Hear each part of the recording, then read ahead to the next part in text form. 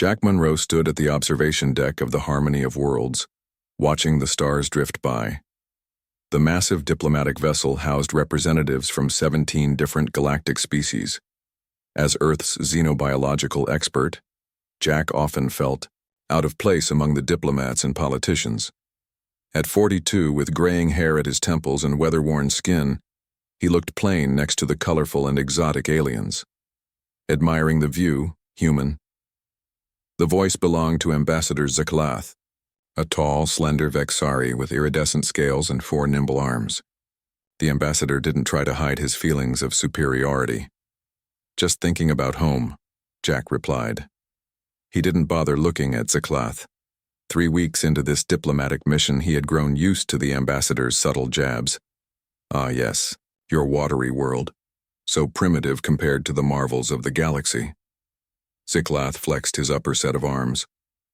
"I sometimes wonder why the Council even bothered to include Earth in these talks." Jack smiled. "Everyone starts somewhere, Ambassador." Before Zaklath could respond, the ship's warning system flashed red. The smooth voice of the ship's AI filled the room. "Attention all personnel. Distress signal detected from nearby system. Origin, unknown." The observation deck soon filled with curious representatives. Captain Nira, the Felician officer in charge of ship security, entered the room. Her feline features remained calm, but her tail twitched nervously. "We've picked up an automated distress call from an uncharted jungle planet," Captain Nira announced. "The signal matches no known pattern, but it repeats consistently. We must investigate," said Zaklath, stepping forward. "As senior ambassador, I volunteer to lead a small team to the surface." Captain Nira's whiskers twitched. "With respect, Ambassador, protocol suggests we scan the planet thoroughly before. Lives may be at risk," Zaklath interrupted. "We represent the united species of the galaxy. What message would we send if we ignored a cry for help?" Jack watched the exchange carefully. Something about the ambassador's sudden interest seemed off. But when Captain Nira looked around the room for volunteers, Jack raised his hand. "I have extensive field experience," he said. "If you're going to a jungle planet, you might want someone who's comfortable in wild environments." 6 hours later, Jack found himself strapped into a shuttle with Ambassador Zaklath, Captain Nira, and 3 other alien representatives. Dr. Elamora, a blue-skinned Centaurian biologist, Technician Grell, a bulky Denarian engineer, and Liaison, Pax, a slender avian translator. Their small craft descended toward the lush green surface of the uncharted world. "Preliminary scans show oxygen-nitrogen atmosphere compatible with most of our breathing requirements," said Captain Nira. "Temperature is tropical. Dense vegetation covers most of the surface." "Any signs of intelligent life?" asked Jack. "Nothing." "Conclusive," she replied. "The distress signal comes from a small clearing about 2 kilometers from our landing site." The shuttle broke through the cloud cover, revealing a vast emerald jungle stretching to the horizon. Massive trees with purple-tinted leaves reached hundreds of meters into the sky. Flying creatures scattered as the craft descended. "Beautiful," whispered Dr. Elmora. Ambassador Zaklath seemed less impressed. "Let's not waste time sightseeing. Find the source of the signal, determine if help is needed, and return to the ship." The shuttle landed in a small clearing. As the door hissed open, a wave of humid air filled with exotic scents rushed in. Jack inhaled deeply. Despite the alien nature of this world, something felt familiar. Life was life, after all. "Communications check," said Captain Nira, activating her wrist device. Static filled the channel. "That's odd. We should have clear contact with the ship." Technician Grell waved a scanning device. "Heavy electromagnetic interference in the upper atmosphere. It wasn't detected during our approach, but it's blocking our signals now." "How convenient," Jack muttered. "What was that, human?" Zaklath asked sharply. "Nothing important," Jack replied. "Suggest we establish a base camp here before heading toward the distress signal." Captain Nira nodded. "Agreed." Grell set up the perimeter sensors. "Pax, assist me with the shelter." Monroe, you and the ambassador can gather some samples of the local flora for Dr. Elamora to analyze. As Jack collected plant specimens, he kept his eyes on the jungle's edge. 20 years of field research on Earth and 5 other planets had taught him to trust his instincts. Something felt wrong here. By sunset, a spectacular display of orange and purple as the planet's star dipped below the horizon, they had established a secure camp. The distress signal remained steady, but Captain Nira decided to wait until morning before investigating further. "We don't know the nocturnal fauna of this world," she explained. "Better safe than sorry." As darkness fell, Dr. Elamora approached Jack, who was preparing his sleeping area. "Mr. Monroe, may I ask you something?"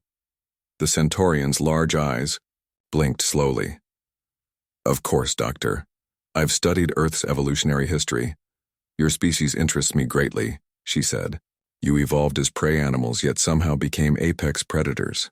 How is this possible?" Jack smiled. "We weren't always prey. Early humans were persistence hunters. We couldn't outrun our food, but we could outlast it. We would chase animals until they collapsed from exhaustion. Fascinating. No sophisticated weapons or natural advantages, just persistence. That and our brains," Jack tapped his temple. "We figured things out, learned to use tools, work together. Sometimes the most dangerous predator isn't the strongest or fastest. It's the one that never gives up."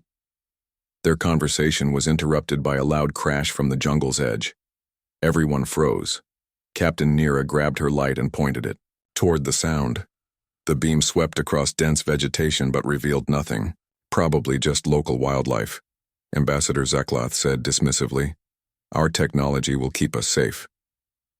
He patted the energy weapon at his side, the only one allowed on this diplomatic mission. Jack wasn't so sure.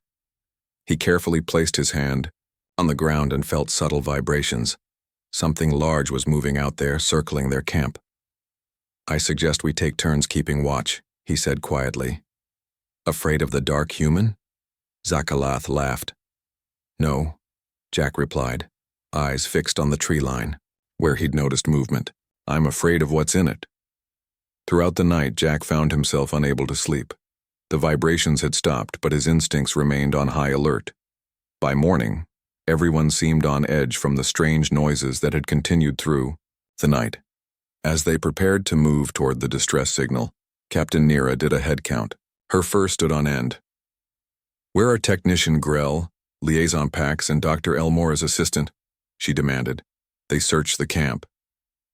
Jack found 3 sets of footprints leading into the jungle, along with something else. Large, 3-toed tracks that belonged to no species he recognized, and beside them dark stains that looked disturbingly like blood. Everyone gathered around the strange tracks Jack had found. Captain Nira knelt beside them, her nose twitching as she sniffed the dark stains. "Definitely blood," she confirmed. "Something took our people." Dr. Elamora ran a small scanner over the large 3-toed footprints. "Fascinating. These belong to a biped, but the weight distribution suggests a creature at least twice my size." She looked up with wide eyes. "Likely an apex predator." Ambassador Zeklath grabbed his energy weapon. "Then we hunt it down and rescue our people." "Wait," Jack said. "We don't know what we're dealing with. Rushing in blindly could get more of us killed." The ambassador's scales shifted to a darker blue. "Are all humans such cowards? While we debate, our colleagues could be dying." Captain Nira stepped between them. "Monroe is right to be cautious, but we can't abandon our people either." She pointed to the distress signal tracker. "The beacon is only 1 kilometer from here. We proceed carefully to that location first, then reassess." Jack didn't like it, but he nodded. As they prepared to move out, he noticed something odd about the tracks. The creature had circled their camp several times during the night, but never approached their energy barrier. It had waited until 3 people ventured beyond the protection. "It's smart," he whispered to himself. "A patient hunter." The jungle grew denser as they followed the signal. Massive trees with roots like flying buttresses created natural archways. Colorful birds with 6 wings flitted between branches. In Another situation, Jack would have been fascinated by the alien ecosystem. Now he was watching for any sign of movement. Look there. Dr. Elamora pointed ahead. In a small clearing stood a damaged metal object about the size of a small car. That's an Alvari survey probe, said Captain Nira, approaching cautiously. But the Alvari haven't been to this sector. Jack examined the probe while keeping an eye on the jungle. It's been here a while. These damage patterns. He traced the deep gashes in the metal. Something tried to tear it open. Ambassador Zeklath scoffed. Local wildlife attacking technology they don't understand. Primitive. No, Jack said quietly. These cuts are methodical. Whatever did this was trying to get inside. He pointed to a small panel that had been pried open, and it succeeded. Captain Nira's tail swished nervously. The distress signal is coming from inside. Someone must have activated it remotely. Or something wanted to lure us here, Jack suggested.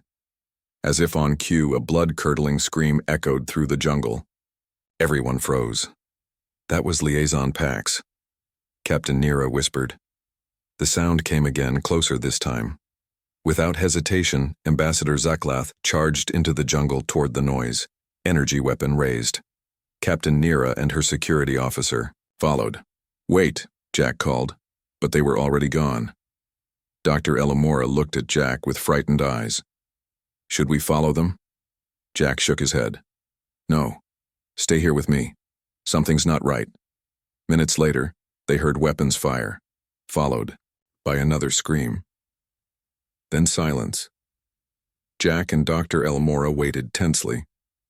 Finally, Ambassador Zeklath stumbled back into the clearing, his scales pale with fear. Blood smeared his upper left arm. It took them, he gasped. It took Captain Nira and the security officer. It moved so fast, my weapon barely affected it. Where's your weapon now? Jack asked. The ambassador looked down at his empty hands, then back at the jungle. His forearms trembled. We need to get back to the shuttle, Jack decided. Now. As they hurried through the jungle, Dr. Elamora kept running her scanner. I don't understand. A creature this size should be easy to detect. Unless it can hide. Itself, Jack replied, recalling similar predators from Earth. Camouflage. They reached a small stream, and Jack insisted they cross it. Water might mask our scent. Scent? Ambassador Zeklath sneered despite his fear. You think like a primitive. I think like someone who understands predators, Jack retorted. This thing hunts by tracking, not just sight. It's avoided our tech sensors. It waited until we were vulnerable. Doctor, Elamora stopped suddenly. Wait, look at these readings. She showed Jack her scanner. There's a faint energy signature following us. It's almost as if... It's tracking our technology, Jack finished. He looked at their equipment with new understanding. That's why it went after the probe first. It's drawn to energy signatures. They reached the shuttle by midday. The landing area seemed undisturbed, but Jack insisted they approach carefully. I don't see any tracks, he said, examining the ground around the shuttle. Good. Ambassador Zeklath pushed past him. Let's leave this cursed planet. He rushed toward the shuttle door. Jack noticed something odd about the air above the shuttle, a slight distortion like heat waves. His eyes widened. Ambassador, stop. Too late. As Zeklath reached for the door controls, the air shimmered. A massive creature materialized on top of the shuttle. It was like nothing Jack had seen before. A reptilian body with a feline head, covered in scales that shifted color to match its surroundings. Its three-toed feet ended in curved claws, and a ridge of spines ran down its back. The predator, Jack, mentally named it the Kavalnar, dropped onto Ambassador Zeklath. The ambassador screamed and fought with all four arms, but the creature was too strong. It would have killed him if Dr. Elamora hadn't fired her research laser, momentarily blinding the beast. The Kavalnar roared and retreated into the jungle, dragging the damaged shuttle door with it. It destroyed our way out, Dr. Elamora said, her voice shaking. Jack helped the ambassador to his feet. Zeklath's scales had turned almost white with shock, but he was alive. We need shelter, Jack said, looking at the sky. Somewhere defensible before night falls, they found a cave system half a kilometer from the landing site. Jack built a small fire near the entrance while Dr. Elamora treated the ambassador's wounds. So much for superior technology, Zikalath muttered bitterly. Technology isn't always the answer, Jack replied. He was gathering rocks and sharpening sticks into crude spears. Sometimes you need to think like your enemy. Dr. Elamora joined him. I've been analyzing what little data we have. This creature, it's remarkable. The camouflage isn't just color changing, it seems to bend light around itself. And it can detect energy signatures, Jack added. That's why it attacked the shuttle and the probe. That's why it took our people when they were carrying tech. But why? Asked Dr. Elamora. Jack thought about predators back on Earth. Food is one reason, territory is another. But I'm betting it's both.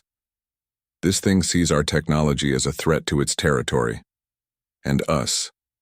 We're just meat. As night fell, they heard movement outside the cave. Jack positioned himself near the entrance with his makeshift spears. The ambassador huddled deeper in the cave, still clutching his useless energy weapon. How do we fight something we can barely see? Dr. Elamora whispered. Jack stared into the darkness. By understanding it better than it understands us. Suddenly, a new sound reached them, the whine of engines. A bright light swept over the jungle. Another shuttle was landing nearby. Rescue? Dr. Elamora asked hopefully. Jack shook his head. Maybe. But that shuttle just became the Kvalnar's new target. They watched as the light settled about a kilometer away. Jack stood up, grasping his spear tightly. We need to warn them, he said. Before it's too late. Jack led the way through the jungle toward the landing site of the new shuttle. Dr. Elamora followed close behind, with Ambassador Zikalath struggling to keep up. The night made the journey dangerous, but Jack knew they couldn't wait until morning. How? Can you even see where you're going? Ambassador Zikalath complained, his voice low. I can't, Jack admitted.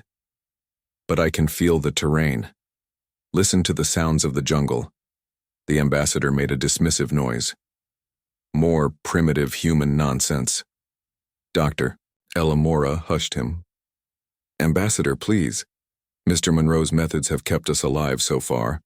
They moved carefully through the darkness. Jack stopped often to listen and feel the ground for vibrations. Twice he detected the Kvalnar moving parallel to their path through the jungle, but it didn't attack.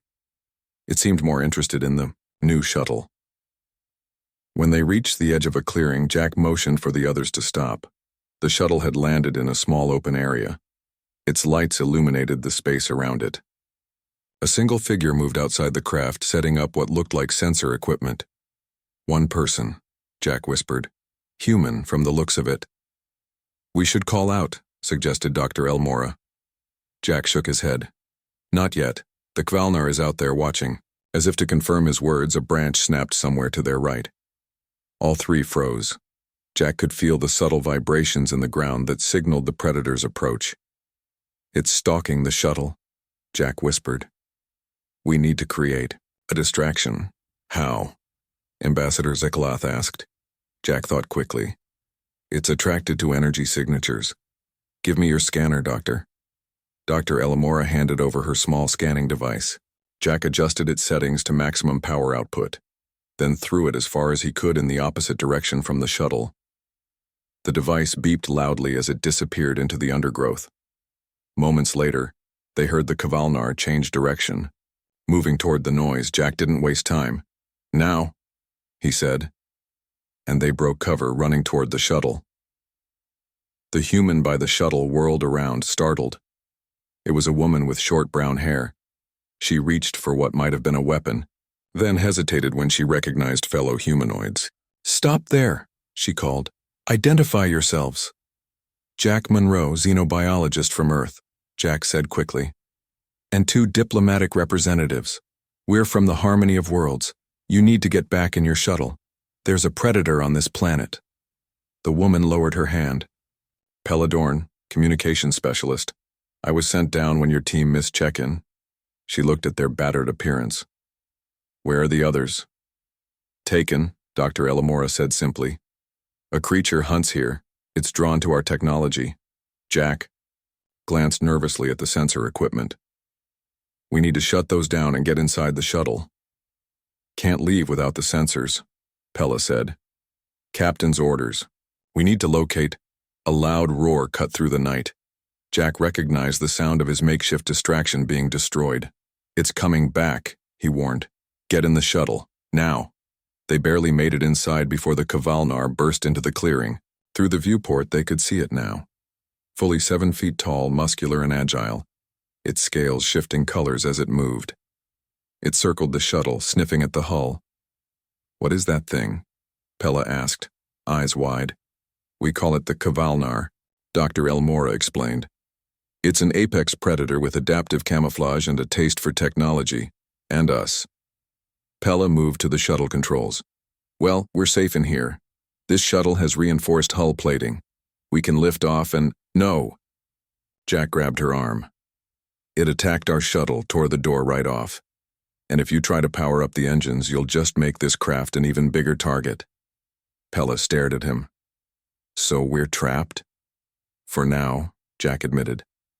But I've been watching this creature, learning its patterns. Ambassador Zakloth snorted. And what good has that done? 6 of our people are dead. 5, corrected Jack. We don't know about Captain Nira yet.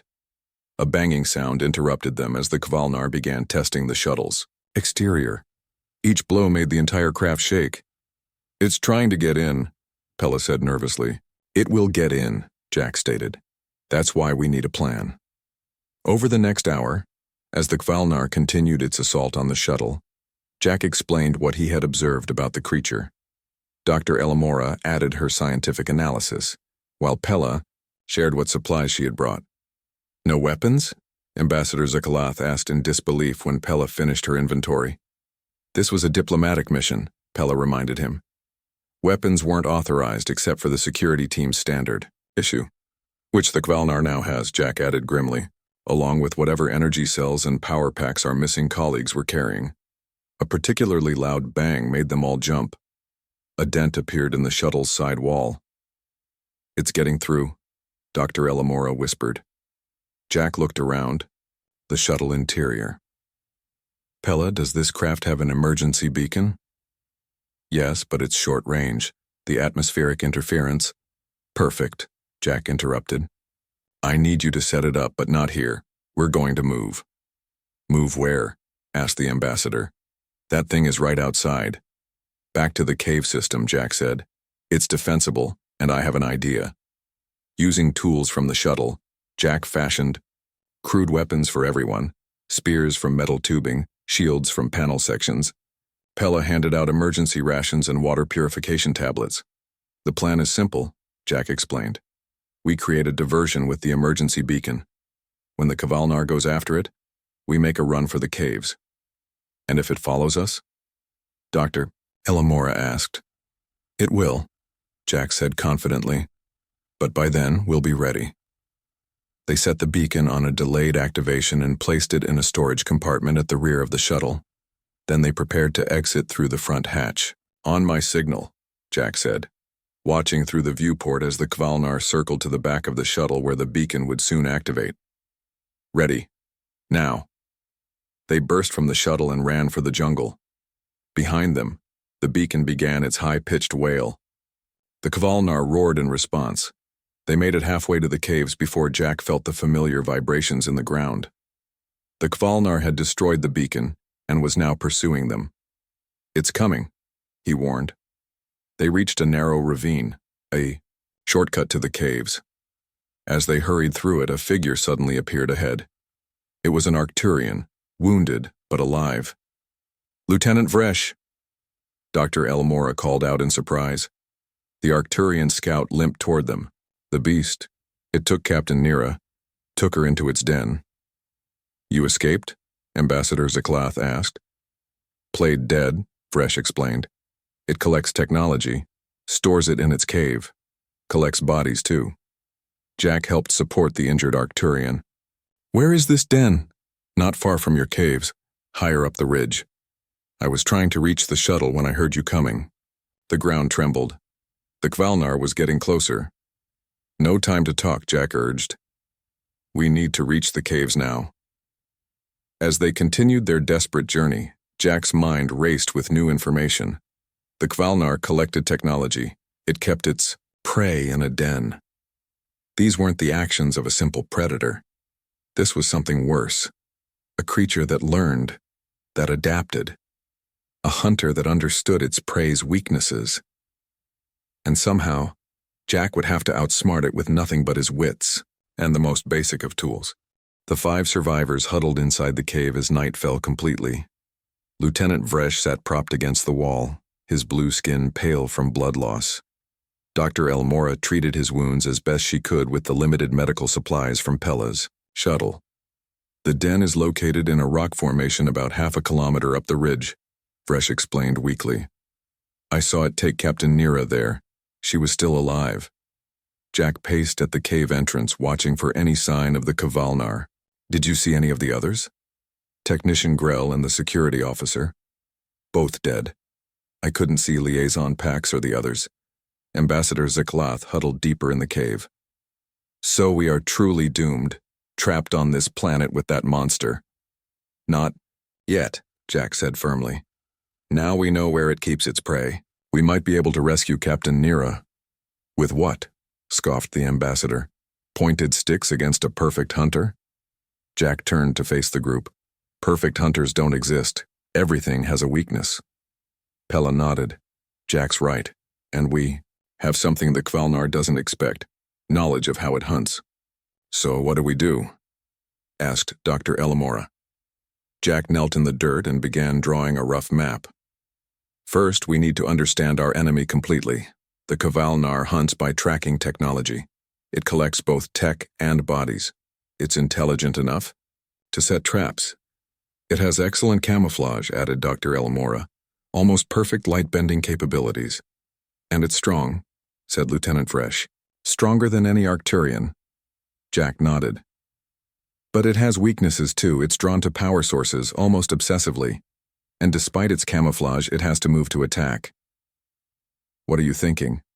Asked Pella. A trap of our own, Jack replied. But not tonight. We need light for what I have in mind.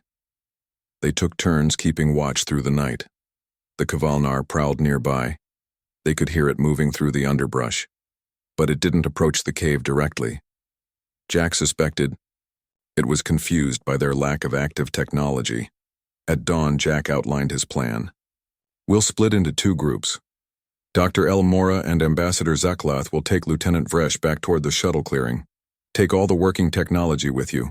Scanners, communicators, everything. You want us to be bait? Ambassador? Zaklath's scales flickered with fear. No, Jack explained patiently. I want you to create a technological signature that will draw the Kvalnar away from its den. Set up a perimeter of small devices, anything that emits energy, around the clearing. And while the beast is distracted, you'll do what? Asked Dr. Elmora. Pella and I will climb to the den and try to rescue Captain Nira. And if the Kvalnar returns while you're there? Lieutenant Vresh asked. Jack picked up one of his sharpened spears. Then we'll be ready. Dr. Elmora studied Jack's face. You're planning something more than a rescue, aren't you? Jack nodded slowly. On Earth, there's a hunting technique called persistence hunting. Before humans had advanced weapons, we would chase animals for hours, sometimes days. We can't run as fast as most prey, but we can outlast them. We sweat to cool down. We can carry water. Most animals eventually collapse from exhaustion. And you think this will work on the Kvalnar? Pella asked. I think it's the last thing it will expect, Jack replied. It views our technology as our strength. Without it, it thinks we're weak. They spent the morning preparing. Jack and Pella gathered vines and flexible branches to make snares and traps. Meanwhile, Dr. Elmora helped Ambassador Zikalath set up the technological lures around the shuttle clearing. Around midday, they put the plan into motion. Dr. Elmora activated all their remaining devices at once, creating a massive energy signature that even the densest jungle couldn't hide. Then Jack and Pella set off toward the ridge where the Kvalnar's den was located. They moved carefully through the jungle, keeping to the densest parts where the undergrowth would hide their passage. Jack carried only his spear and a water container. Pella had her spear and a small medkit for Captain Nira. "You really think this will work?" Pella whispered as they climbed. "It has to," Jack replied simply. They reached the rock formation Lieutenant Vresh had described. It was a series of large boulders piled against the ridge face with narrow gaps between them. A faint odor of decay drifted from the openings. "The den," Jack murmured. He pointed to the ground around the entrance. "Look at the tracks. It comes and goes from here regularly." Pella nodded. "But it should be at the clearing now, investigating our technology." "Let's hope so." They squeezed through the narrow entrance, entering a dim cave system. As their eyes adjusted, they saw the true nature of the Kvalnar's lair. The walls were lined with various technological devices, pieces of the survey probe, parts from their shuttle, and equipment from their missing teammates. Some were smashed. Others appeared almost arranged as if on display. "It's collecting trophies," whispered Pella in horror. Deeper in the cave they found what they were looking for. Captain Nira lay on a natural stone shelf, bound with some kind of secretion. She was alive but unconscious. Nearby lay the bodies of Technician Grell and Liaison Pax, partially eaten. Jack quickly cut Captain Nira free with a sharpened stone, knife he had made. "She's alive. Drugged, I think." "The Kvalnar must secrete some kind of venom to keep its prey fresh," Pella said, examining the captain's wounds. Jack nodded grimly. "We need to move quickly. Can you carry her?" Pella positioned the unconscious captain over her shoulder. "Ready." They had just reached the entrance when they heard it, the distinctive sound of the Kvalnar's footsteps approaching rapidly from the direction of the clearing. "It's coming back," Jack whispered. "The lures didn't hold it long enough." "What now?" Pella asked, adjusting Captain Nira's weight. Jack made a quick decision. "You take Captain Nira down the eastern path. It's longer, but easier to navigate. I'll lead the Kvalnar away." "That's suicide." "It's persistence hunting," Jack corrected. "I just need to keep it chasing me long enough for you to get clear." Before Pella could argue further, Jack grabbed a piece of broken technology from the cave wall and ran out into the open. He waved the device wildly, making sure its power signature was active. "Hey!" he shouted. "Over here!" The Kvalnar appeared at the edge of the clearing, its scales shifting to match the surrounding foliage. Only the slight distortion in the air betrayed its position. It turned toward Jack, focusing on the technology in his hand. Jack threw the device as far as he could in one direction, then ran in the other. The Kvalnar hesitated, momentarily confused by the conflicting signals. That brief pause was enough for Pella to slip away with Captain Nira. The hunt had begun. Jack ran steadily through the jungle, not too fast, pacing himself. Behind him, he could hear the Kvalnar crashing through the vegetation in pursuit. The human had no weapons except his crude spear, no technology to help him, but he had something the Kvalnar couldn't understand. The determination of a species that had evolved as nature's greatest endurance hunters. And as Jack Monroe led the deadly predator on a chase across the alien landscape, Dr. Elmora watched, from a distance, recording everything with her final functioning scanner. What she witnessed would soon become legend throughout the galaxy. The day when a single human, armed with nothing but his wits, faced down the perfect hunter. Jack ran with steady determination through the alien jungle. He didn't sprint or waste energy on sudden bursts of speed. Instead, he maintained a pace he could hold for hours. Behind him, the Kvalnar crashed through the vegetation, its powerful legs eating up the distance between them. When the predator got too close, Jack would dart between narrow trees or slide down steep embankments, places where the larger creature's bulk became a disadvantage. Each time the Kvalnar was forced to slow down or find another route, Jack gained precious minutes. 2 hours into the chase, Jack reached a wide river. Without hesitation, he plunged in and swam across. The Kvalnar followed, but Jack could see It didn't like the water. Its movements became sluggish, less coordinated, another weakness discovered. On the far bank, Jack took a moment to drink from his water container. His legs ached and his lungs burned, but he kept moving. The Kvalnar emerged from the river, shaking water from its scales. Its camouflage flickered, momentarily revealing its true form, a massive reptilian body with powerful limbs and a jaw lined with razor-sharp teeth. "Come on," Jack muttered. "Follow me." The Kvalnar roared and resumed the chase. Jack led it uphill now, toward a rocky plateau he had spotted from a distance. The climb was steep, forcing both hunter and hunted to slow down. Meanwhile, Pella had managed to carry Captain Nira to safety. She found Dr. Elamora, Ambassador Zaklath, and Lieutenant Vresh hiding near the edge of the jungle, watching anxiously. "You made it," Dr. Elamora exclaimed, helping Pella lower the unconscious captain to the ground. "Thanks to Jack," Pella said, catching her breath. "He led the creature away, but I don't know if he can outrun it forever." Dr. Elamora held up her scanner. "He doesn't plan to outrun it. Look." On the small screen, they could see Jack's heat signature moving steadily up the hillside, with the larger heat signature of the Kvalnar following. "What is he doing?" Ambassador Zaklath asked. "Persistence hunting," Dr. Elmora explained. "An ancient human technique. He's not trying to escape, he's exhausting his prey." Back on the plateau, Jack had reached a flat expanse of rock. The sun beat down mercilessly, with no trees for shade. Jack slowed to a walk but kept moving. His body was covered in sweat, but the cooling effect helped him maintain his temperature. The Kvalnar burst onto the plateau behind him. Its breathing had become labored, its movements less fluid. Reptilian species, Jack knew, couldn't regulate their body temperature as efficiently as mammals. The chase in the hot sun was taking its toll. For another hour, they played this deadly game across the rocky plateau. Jack would slow to a walk, letting the Kvalnar get close, then find a burst of energy to pull ahead. Each time, the predator's recovery took longer. Finally, Jack reached a narrow rock formation at the plateau's edge. Beyond it lay a sheer drop of several hundred feet. He was cornered, exactly as he had planned.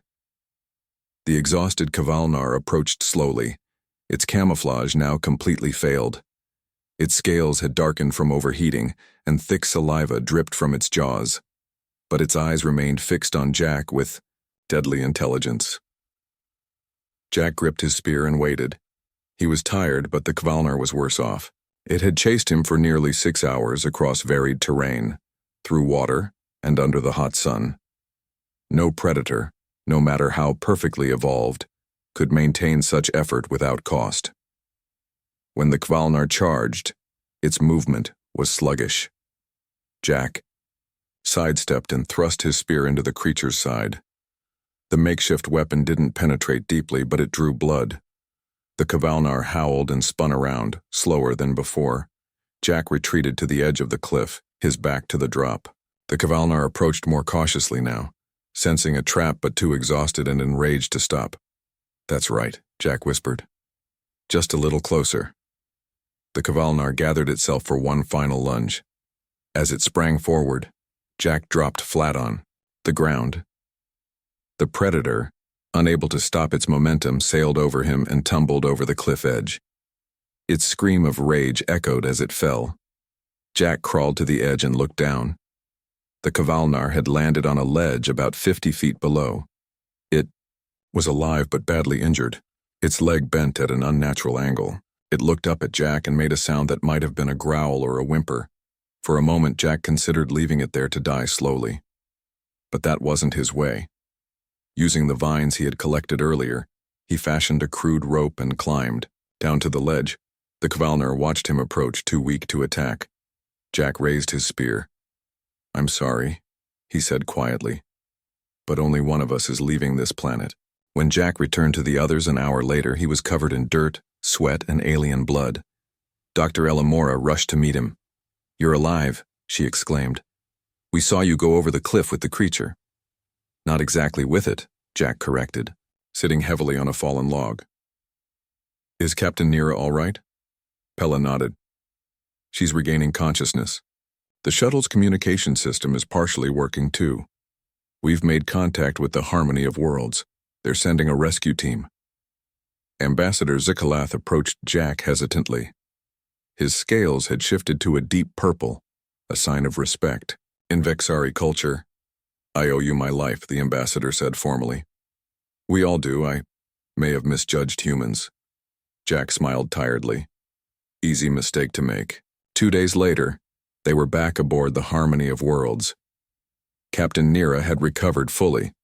The diplomatic summit resumed, but with a new atmosphere of respect toward the human delegates. In her official report, Dr. Elamora included complete footage of Jack's hunt and final confrontation with the Kavalnar. The recording spread quickly through the ship, then to other vessels and eventually throughout the galaxy. In the ship's observation lounge, Jack stood watching the stars, much as he had before the mission. Ambassador Zaklath joined him, along with representatives from a dozen other species. "The Galactic Council has reviewed Dr. Elamora's report," Zaklath announced. "They have created a new classification for humans, persistence predators. The Council recommends all species treat humans with appropriate caution." Jack raised an eyebrow. "That seems excessive. I just did what anyone would do to survive." "No," said Dr. Elamora, joining them. "What you did was uniquely human. You defeated the most perfect hunter we've encountered, with nothing but your mind and body." The other aliens murmured in agreement. Their body language had changed. Jack noticed they kept a respectful distance from him now. "The story is spreading," continued Ambassador Zeklath. "One human, no weapons, one dead apex predator. It has made quite an impression." Jack shrugged uncomfortably. "I'm a scientist, not a warrior." "Perhaps that is what makes humans truly dangerous," Dr. Elamora suggested. "You don't need to be warriors to be lethal." As the aliens discussed this new perspective on humanity, a small group of military observers watched the recording of Jack's hunt for the 20th time. Their expressions were grave. "Add humans to the list of species requiring special monitoring," the senior officer decided. "Any creature that can take down an apex predator with nothing but persistence is not to be underestimated." The recording showed Jack standing over the fallen Kvalnar, a simple spear in his hand and the quiet resolve of Earth's most successful predator in his eyes, a sight that would become legend throughout the galaxy.